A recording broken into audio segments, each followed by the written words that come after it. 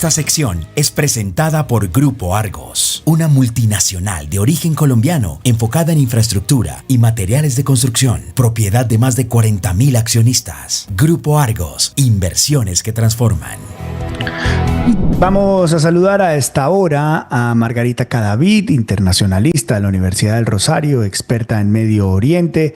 Margarita, gracias por darnos unos minutos. ¿Qué tal? Buenos días. Buenos días, muchas gracias a ustedes por esta invitación. Gracias por estar acá en el programa. ¿Qué está pasando en Irán? ¿Por qué se da este ataque entre Estados Unidos e Israel y ahora al cual se suman varios países europeos? ¿Por qué estamos en estas? Bueno, básicamente hay que entenderlo como una reconfiguración del espacio geopolítico regional.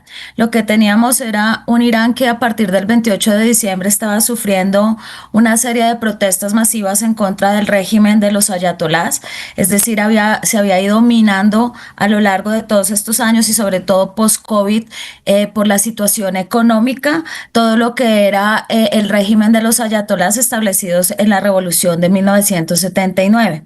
En ese orden de ideas, digamos que Estados Unidos e Israel aprovechan esta situación de debilidad para lo que podríamos decir coloquialmente llevar el régimen al borde, al precipicio y precipitar no solamente la caída del régimen, sino lograr unos objetivos estratégicos, muchos de ellos puestos en entredicho. ¿Por qué? Porque nosotros ya habíamos estado frente a este escenario en junio del 2025, cuando se realizaron los bombardeos a las bases nucleares de Irán. Y de hecho Estados Unidos había anunciado que la capacidad nuclear de Irán estaba completamente diezmada después de estos ataques. Entonces digamos que el objetivo militar y la retórica de guerra preventiva frente a lo que es una guerra por elección y una guerra necesaria quedó desmentida en ese contexto. Es decir, que lo que sí hay detrás de esto es, como decía, una reconfiguración del orden en el Medio Oriente, sobre todo buscando ese ideal que Trump siempre ha querido. Y el ideal que Trump siempre ha querido es, evidentemente, un Medio Oriente que sea una especie de hub de petróleo, donde sus aliados y gobiernos afines a los Estados Unidos y sobre todo a Israel estén ahí. De hecho, Israel está pensando ya en algo que han denominado los acuerdos Ciro, que sería como una nueva política en el caso de que haya un cambio de régimen en Irán, que recuerden estas relaciones que hubo en la época del Imperio Persa, cuando Ciro el Grande fue precisamente el emperador que permitió el regreso de los judíos a su tierra cuando habían sido exiliados por el Imperio neobabilonio y Nabucodonosor II. Entonces es parte de ese proceso de reconfiguración y por eso se da en este preciso momento.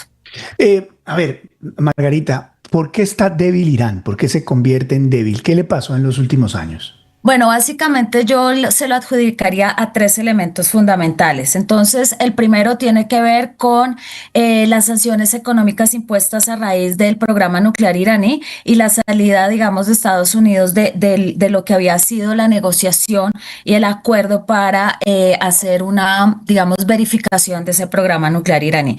Esas sanciones económicas hacen que Irán no reciba y no pueda vender su petróleo y su gas como debería. Entonces, económicamente esto ha impactado el territorio, pero también el COVID generó todavía aún más ese declive económico.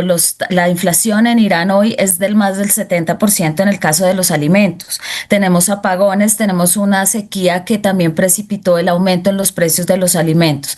El segundo elemento tiene que ver con que se ha ido transitando, la población más joven ha ido transitando de un sistema basado en los valores religiosos y una religión, el chiismo, tomada como una ideología política, hacia un nacionalismo. Entonces eso ha debilitado el régimen de los ayatolás, fundamentado precisamente en la retórica del Velayat el-Faqih, que significa el liderazgo de, valga la redundancia, el líder supremo, que es que los ayatolás, en ausencia del Mahdi, son los que tienen la potestad de controlar el país porque tienen una suerte de infalibilidad a la hora de interpretar el Corán y la imposición de ese Corán en la vida diaria y en la política y lo jurídico. Y el tercer elemento tiene que ver con algo que es mucho más reciente y es el debilitamiento del denominado eje de la resistencia. Si ustedes recuerdan, frente a la famosa retórica del eje del mal que se construyó después de incluso antes de los atentados del 11 de septiembre por George W. Bush, Irán responde con algo que ellos denominaron el eje de la resistencia. La Guardia Revolucionaria iraní tiene unas brigadas que se llaman las brigadas Al-Quds, que son las que funcionan internacionalmente. Esas brigadas se encargaron de ampliar la profundidad estratégica de Irán con grupos como los hutíes en Yemen, como Hamas en Gaza, como el gobierno de Bashar al-Assad en Siria. ¿Qué hacían estos grupos? Estos eran los famosos grupos proxy que mantenían lejos de las fronteras de Irán las guerras y los conflictos. Funcionaban como un brazo armado de Irán para que Irán no tuviera que intervenir directamente frente a, digamos, sus enemigos o a las amenazas estratégicas. Ese eje de la resistencia se desborona entre el 2023 y el 2025. ¿Por qué? Porque cae el gobierno de Bashar al-Assad en el 2024, los golpes a Hezbollah en el Líbano han sido fuertísimos y por supuesto, digamos que los hutíes en Yemen han tenido algunas acciones, pero han ido también perdiendo fuerza. Entonces, esa disminución del eje de la resistencia ha hecho que se pierda esa, digamos, sensación o percepción más bien de seguridad que tenían tanto a nivel interno la población iraní, de la capacidad de los ayatolás de defenderlos y por supuesto regionalmente se acaba, digamos, esa profundidad estratégica y esto abre el camino a lo que estamos viviendo hoy. Pues Margarita, muchísimas gracias por darnos unos minutos esta mañana acá en Vélez por la Mañana. Agradezco mucho por su tiempo. Es usted muy amable, muy gentil. Muchas gracias a ustedes y con el mayor gusto. Que estén muy bien. Feliz día. Gracias, buen día. Margarita Cadavid explicándonos un poco lo que significa la situación actualmente en Irán. Esa es una interpretación. Le voy a dar otra interpretación basado en lo que Margarita acaba de decirnos. Ella describe 3 puntos muy importantes. Primero, ella habla sobre el debilitamiento de los proxies de Irán, Hezbollah, los grupos terroristas, Siria, etc. Ella habla de un cambio generacional que quiere pasar de la teocracia que viven desde 1947 y que es teocracia, ella lo explicaba muy bien, la teocracia es que hay un grupo de señores desde la revolución que dicen tener el máximo y absoluto control del país debido a que son los que mejor interpretan el Corán, la ley religiosa. Es decir, allá no hay cortes, allá no hay gobierno, allá no hay democracia, no, allá lo que hay es unos señores que interpretan mejor que el resto la religión y por lo tanto ellos son los que definen lo que pasa. Ellos son los que definen lo que pasa. Ese es el resultado de la revolución de 1947. Y el tercer punto, que ella también lo describe, es un momento estratégico en el cual Estados Unidos se da cuenta que Irán está más débil que nunca porque durante los últimos años, de nuevo, la gente está molesta, se acaban los proxies de Irán y hay una sensación de necesidad de cambio. Tal vez a esto habría que adicionarle unos puntos importantes. Y Lucho, puedes poner fotos y gráficas de lo que está pasando. Lo primero, no es una casualidad que a marzo 3 de 2026 esté debilitado el régimen iraní. Usted imagínese el régimen iraní como un pulpo que tenía varios tentáculos en toda la región.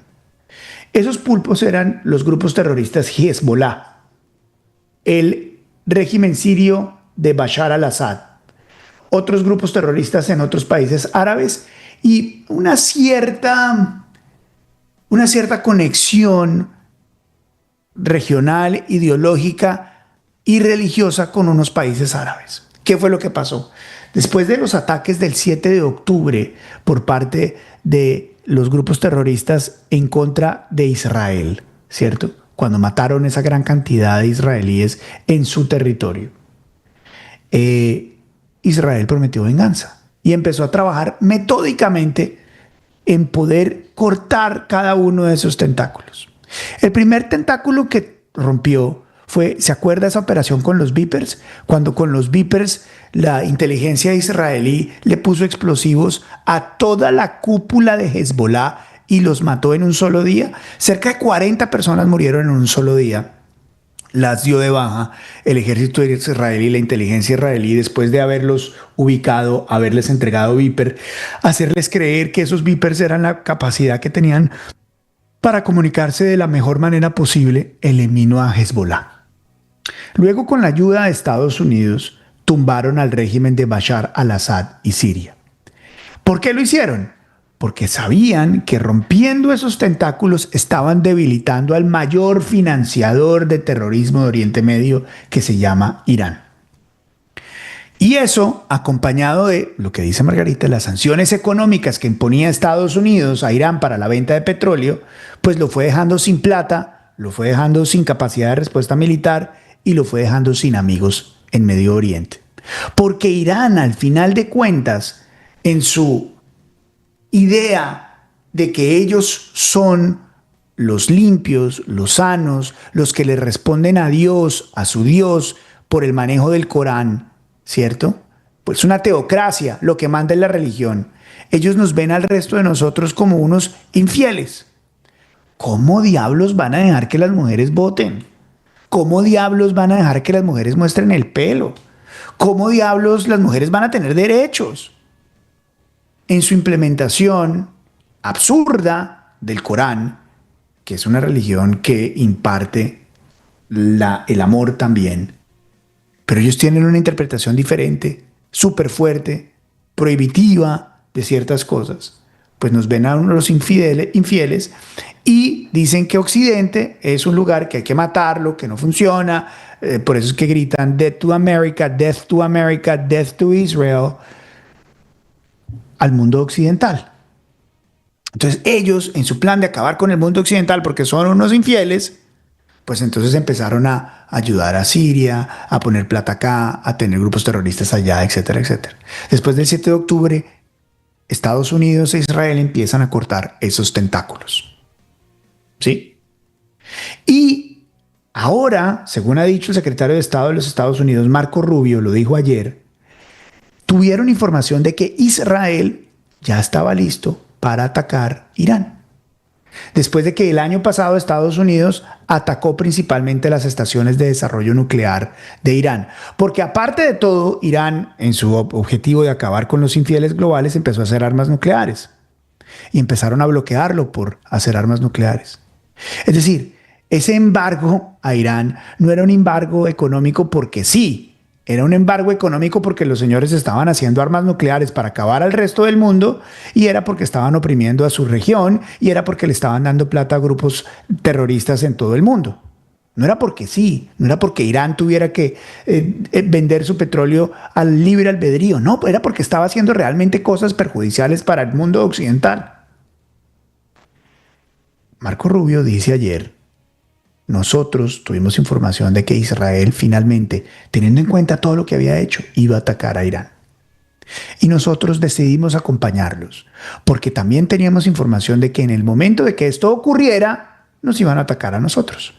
Entonces nosotros fuimos de manera preventiva a destruir sus instalaciones militares. Y lo que estamos viendo hoy, la respuesta masiva, fuerte, a pesar de que le habían dado unos golpes muy duros a Irán y a sus proxies, la respuesta, la retaliación iraní da a entender que tanto Israel como Estados Unidos tenían razón.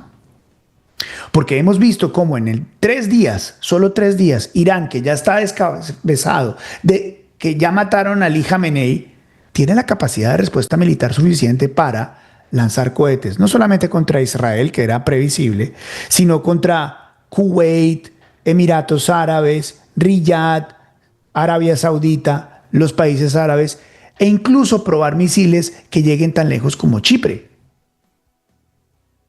Pero Estados Unidos e Israel no estaban equivocados, porque también en las últimas horas lo que hemos visto es cómo Inglaterra, Francia y otros países europeos deciden acompañar la acción militar de Israel y de Estados Unidos en contra del régimen iraní. Claro, políticamente existe el debate de si Estados Unidos debió meterse o no, que Trump había prometido no meterse en más guerras, etcétera, etcétera, etcétera. Pero la realidad es que el régimen iraní era un régimen asesino. En enero, con francotiradores, mataron cientos de miles de personas que salieron a las calles a protestar en contra del régimen iraní. Era una teocracia, la teocracia más grande y significativa en el mundo, es decir, donde mandan unos señores que creen en la religión.